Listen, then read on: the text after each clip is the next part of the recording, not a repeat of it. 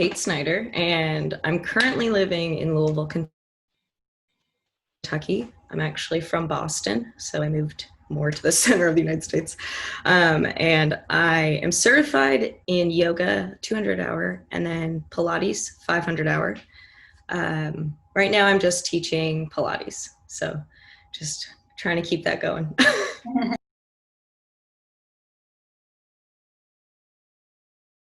So I played field hockey all through middle school, high school, went to college for it. And then after that, I didn't really know what my identity was. No one really preps you for that. It's like, you're just, here you go find a job. And I'm like, my skill doesn't really give me a job.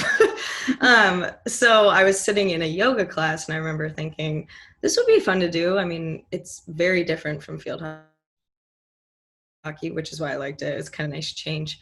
And I think that was kind of when it all just kind of clicked. I was in Boston at the time. They were having a teacher training, and it was one of those just, risk it, give it a whirl.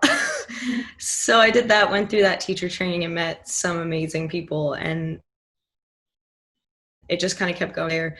It was one of those things. I knew I liked working out. I knew that that was super important to me. And it was just figuring out kind of where I fit into that. I didn't end up teaching at the studio I went through training at. And yoga, I love, but Pilates is really kind of where I found my home. So once I luckily did that first training, the second one was a little less scary, a little less intimidating. But yeah, so that's kind of how I did it. It was just the transition of sort of leaving athletics and then finding how to keep that part of my life.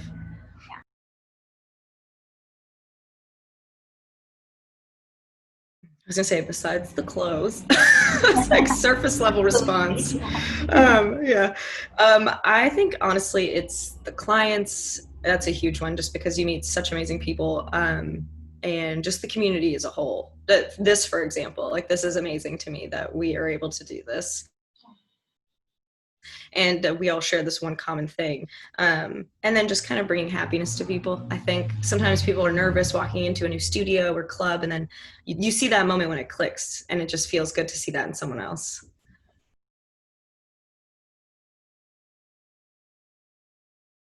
A big thing for me is kind of, it's sort of a dual thing. It's this feeling the need to kind of be perfect all the time. You're in front of people, you feel like you have to be on, you're delivering this, it's supposed to inspire people, and sometimes you're not feeling that inspired, so you're like, I gotta turn it on. And then kind of hand in hand with that is time management, because I feel like oftentimes the time management piece makes you feel like you have to have everything together and be this super collected person. I think honestly technology's helped a lot with that, being able to schedule out things more, having Apple, everything's connected, my iPhone, my laptop, all that.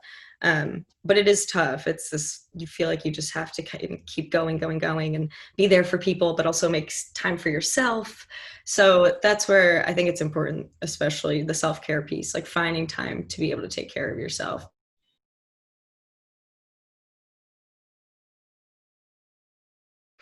Yeah, it's been wild. We were shut down for quite some time, and then we reopened, and we had to separate everyone even further and have a smaller class size. But honestly, it's kind of helped me in a sense, oddly enough. It was kind of the last push I needed to finally start. I'm going to be starting my Pilates studio virtually, because our game plan is to move and open a studio. And I felt sort of stuck because I'm still teaching here, which is great. But it was kind of that transition of, okay,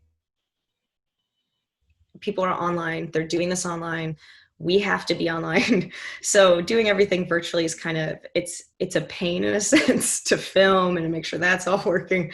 But then at the same time, it's given me this opportunity of, I can find clients all over the world now, which is amazing. So it's been awesome to have that sort of that push into that world, because I've always really idolized people that can do it, and they make it look easy, at least, putting tons of content out there all the time. But it's definitely been challenging trying to navigate all that, and you don't want to do the wrong thing, say the wrong thing. So it's been interesting trying to find a balance for everything.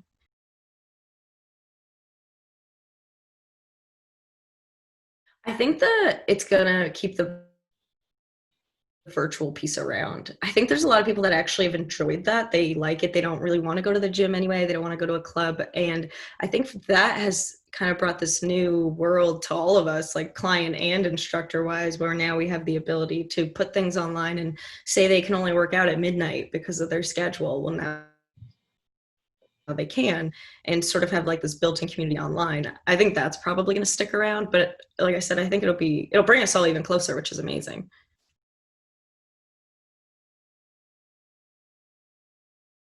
We're very go, go, go, go, go, million miles per hour.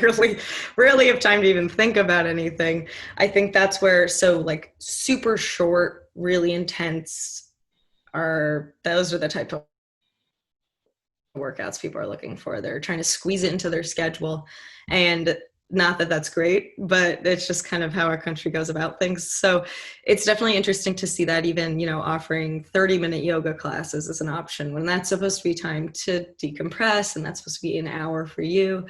But again, at least people are doing it. So that's where it's one of those things where it's an interesting, you know, it's a love it, hate it type of thing. I'm like, sometimes I want everyone to just slow down, which COVID has made us all do that. So that is kind of a positive. We needed that. But there's definitely some, I'm like, okay, we need the 60 minutes would be nice. But it is great that people have those options at least.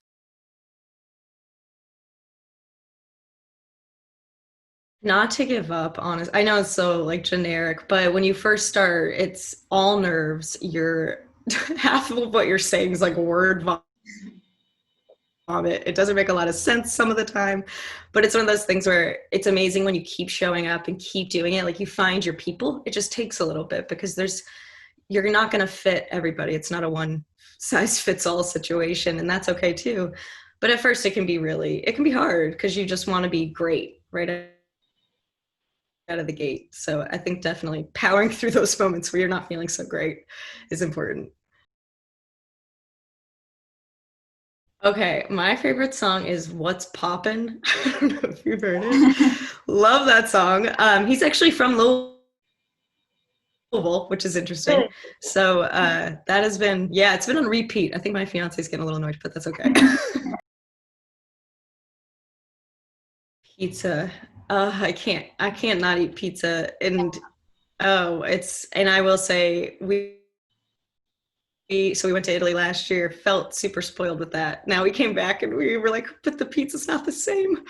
But yeah, definitely. Yeah. Well, I ate pizza yesterday and it's so good. It's like every time, it's like they never Every get it wrong. time. Like, I know, right? It's always good. yeah, it's always good. So, well, I think her account's her name anyway, but Jessica Lee, she's from the UK. Yeah, her account's great. It's been really cool to watch her. I mean, she shared a lot of her personal life, especially at the beginning, and it looks like she's kind of pulling back on that. And it's interesting to watch her find her boundaries virtually. Like that's very inspiring to me to learn what to keep to yourself and what not to share, maybe. But she's been very raw and honest, and